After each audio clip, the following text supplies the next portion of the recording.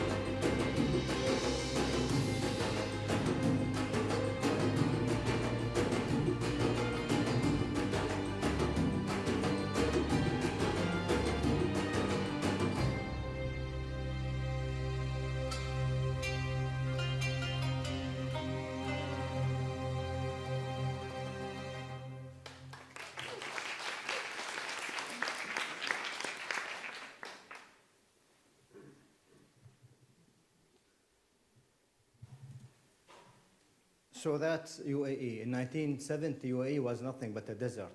To travel from Abu Dhabi to Dubai, which is about 120 kilometers, it would take minimum 3 days. Today, with the very wide highway, today with the very modern and strong infrastructure, and you have to thank the German manufacturing of the cars, it takes about an hour maximum. So the development in UAE is been seen. Our generation have been seeing it, and we have seen how much this country was developed. Today, 2 weeks from now, we're going to celebrate the National Day of Abu Dhabi. The country is 43 years old. Today, when we look at Abu Dhabi, we are looking at the country. When we look at UAE, we are looking at the country with a vision. The vision is built on 4 main pillars. One of them is the united of knowledge, united in knowledge. The second pillar, united in responsibility. The third one, united in prosperity and in destiny. And the fourth one, united in prosperity. This is the general vision of UAE. Then, as I have said, there are 7 emirates. Each emirate has its own vision and mission, moving in alignment with the UAE federal government. Today, again, when we look at UAE in general, we see a country which is ranked number 12 in terms of global competitiveness index. And this is out of 148 countries. We are talking about a country that is ranked 28th out of 178 in terms of economic freedom. It is ranked 23rd out of 189 in terms of ease of doing business in the country. And the GDP of the country since 2009 till 2013, we see a constant growth of 12%. Unlike most of the developed economies, unlike most of the other economies, the growth always going up year after year. Okay, there are some countries that will have higher interest or higher growth, but I'm talking about the constant of going up. UAE has a very upward movement. Then we're going to talk about Abu Dhabi again. We're going to dig down into Abu Dhabi. Abu Dhabi has a vision which make up of infrastructure vision, healthcare, education, and one of them is the economic vision. I'm not going to go in details of the whole economic vision. I'll just dig down 2 main points. At the economic vision of Abu Dhabi, I will talk about 2 things. One of them is the GDP. The government decided to have a GDP of growth 11.8% at the first phase, which is, if you could see it here, from 2005 till 2006. Then from 2008 till 2012, the government wants to see a growth of the GDP by 7%, to be continued by 7%, then go into 6% till 2013. This is the dream of the government, to continue growing the GDP. Then the other important point, as we talk today, we realize the economy is relying on oil. So the government has a clear vision to diversify the economy away from oil. The company or the government wants to depend on non-oil sectors than oil. And it has put vision again. For example, 2010, the government wants to rely on oil by only 56%, while the non-oil to go by 44%. Until 2013, we as a government working very hard to rely by 36% on oil and the remaining to rely on non-oil sectors. Just to check, have we reached to that point? If we compare the previous slide with this slide, we had a vision in terms of the GDP, for example, to reach $104 billion in 2008. We have reached 191.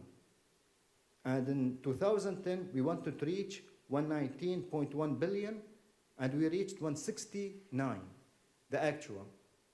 And in 2012, we got to 248, while we had a dream to go to 136. This is one. Two, if we look at the diversification from non-oil sector, we already see that we are above the target that we have set. So we passed that stage. So in other words, we put the dream and we put the objectives, and when it came to the actual work, we have over the calculation or the result was above what we have expected. And 2013 again, I want to emphasize here that when I talk about non-oil sector, what I'm talking about, what exactly I'm talking about. And here it shows that in 2013, the constructions made up 13%.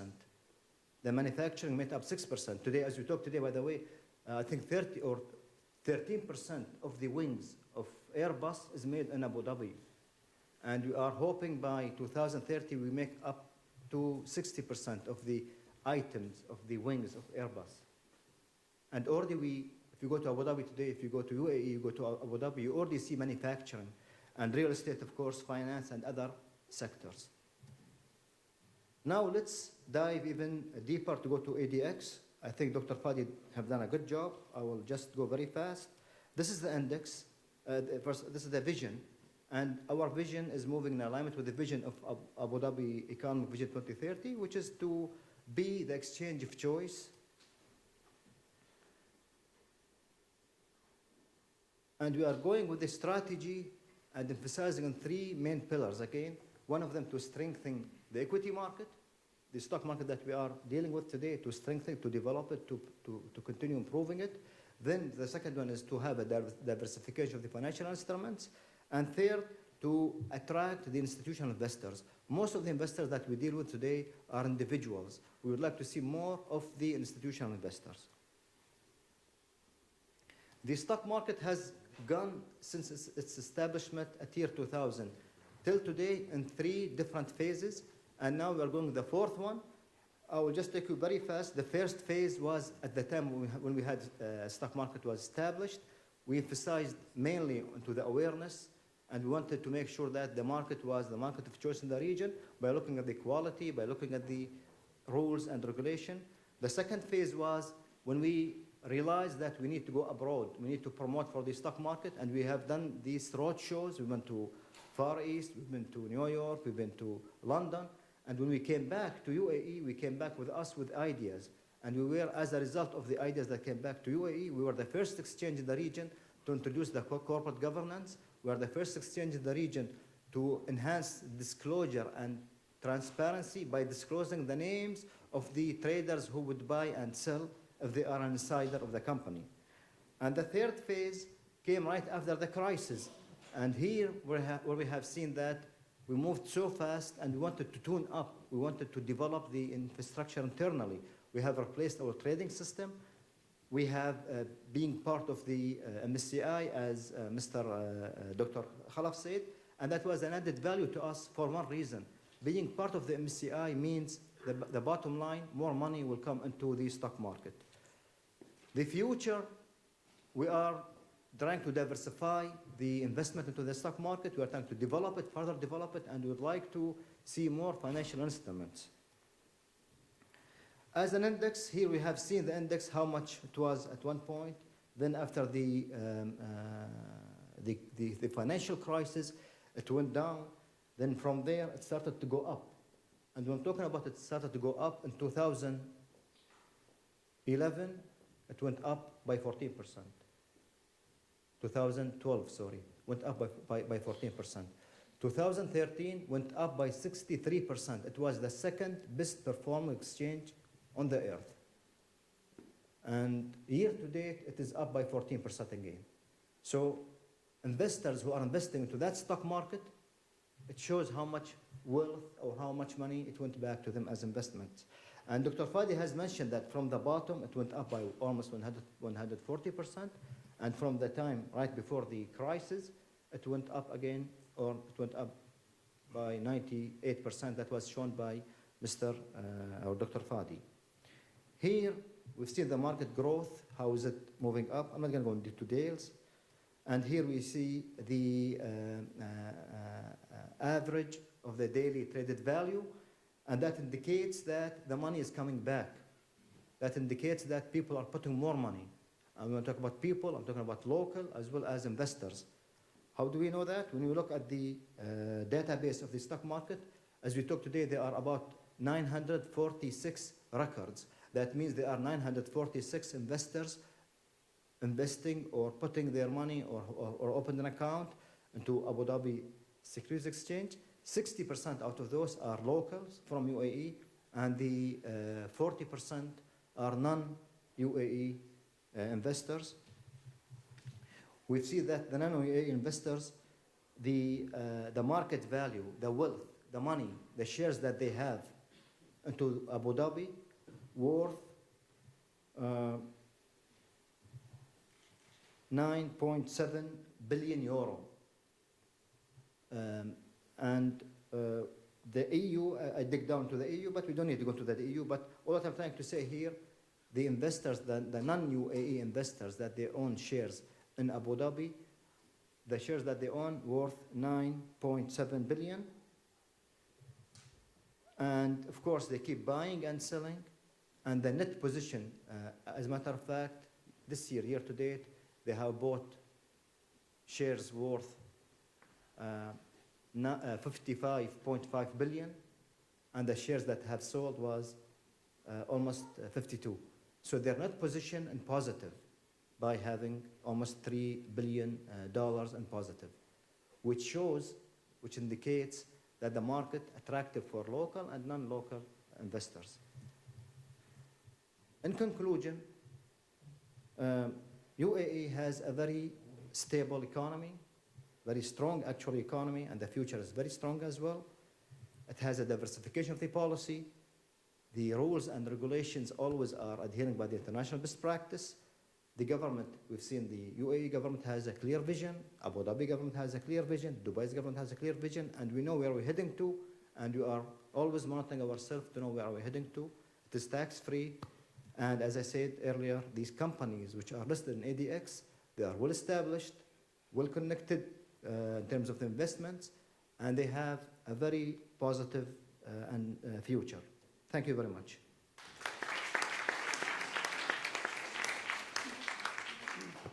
Thank you very much, Mr. Balooshi. Other questions or comments? Yes, please.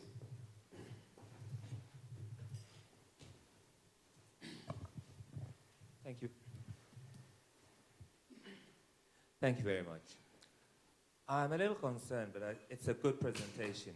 We're going back to what you started, 1970, pretty much from, I think you named the road, from one place to Abu Dhabi or whatever. It took 3 days, and now you've got a superhighway which takes about an hour.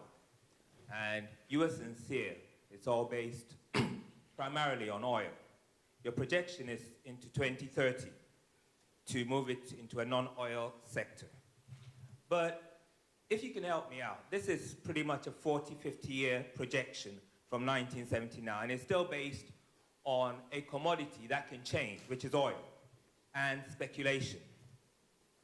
Are we safe to say, with this particular pillars of it, including construction, which you said construction is 13%, that this particular index or economic pillar is sustainable even to 2030, seeing how volatile the financial markets are, and also knowing even from the UK, the fraud in the banking system, like the Libor setting and others, may not impact and ripple on what Abu Dhabi has since it's part of the global economy.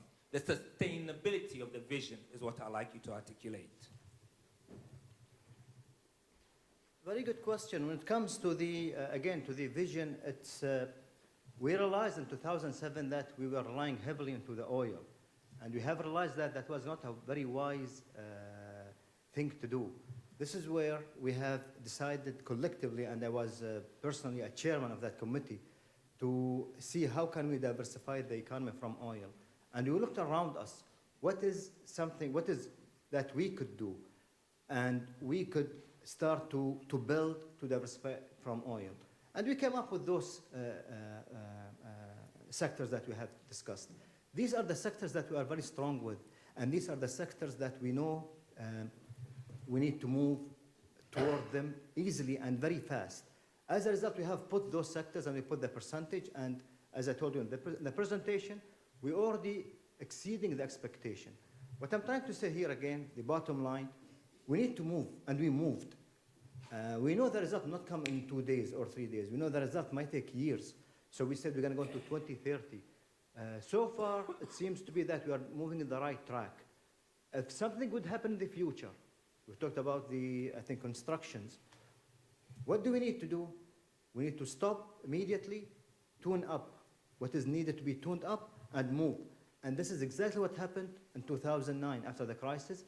This is exactly what happened in 2013. We stopped twice, by the way, so far. So we're going to take it as a behavior or as a usual thing to do is to stop and tuning up. We recently went into the arena business, into the nuclear, or not nuclear, the energy, the clean energy power. Abu Dhabi is the source. Abu Dhabi is the base of that. So maybe I'll come to you next year. I'll tell you, you know what? We have tuned up something, and we're going to go into that field. Today, if you have talked about London, today there are so many projects in London, so many projects in Africa, so many projects in Far East and Asia. I'm talking about the nuclear. Sorry, I keep talking about nuclear. Talking about the clear energy, talking about wind, talking about solar. The whole studies, the whole thing is happening in Abu Dhabi. And we're going to look at the opportunities, and we're going to grab it, very sure we're going to grab it. We're going to move forward with that.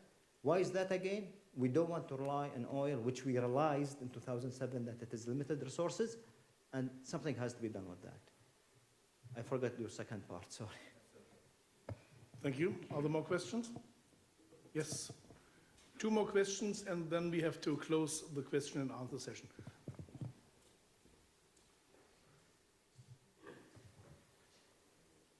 Hello? Yeah. I will be a bit more technical. So, in your presentation on the stock exchange,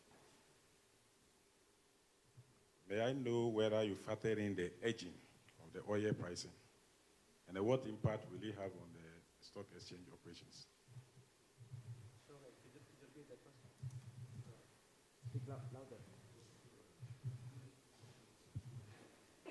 I'm asking the impact of oil price hedging on the operations of your stock exchange. The evaluation of the oil price with the stock market. Yes, the hedging. What do you mean by aging? Hedging, okay, Yes. sorry, hedging. See, that's gonna, okay. Sorry, again, that question is too detailed and too technical. I don't personally go into this hedging. But if I get your question right, you're talking about the correlation between the oil price and the stock market. If that's the question, already Dr. Fadi has proved that there's no correlation between the stock market and the oil price. For one reason. About Abu Dhabi, there's one reason. Abu Dhabi, because in the stock market, there is no single company coming from the oil sector. So what's going to happen in the oil sector, not going to affect the company which is listed to the stock market. Saying that the rest of the companies, they have, what did they say? They have a future, positive future, because Abu Dhabi announced that they would spend $100 billion till 2017 into the infrastructure. What does it mean? It means the listed company, private company, a family-owned company, individuals, any small shop will be part of this 100 billion. As a result, it means they're going to work more, they're going to have more income to them, and they would increase the profit, as a result, increase the cash dividends and increase the other kind of dividends. But talking about the hedging, it's sorry, it's not my business.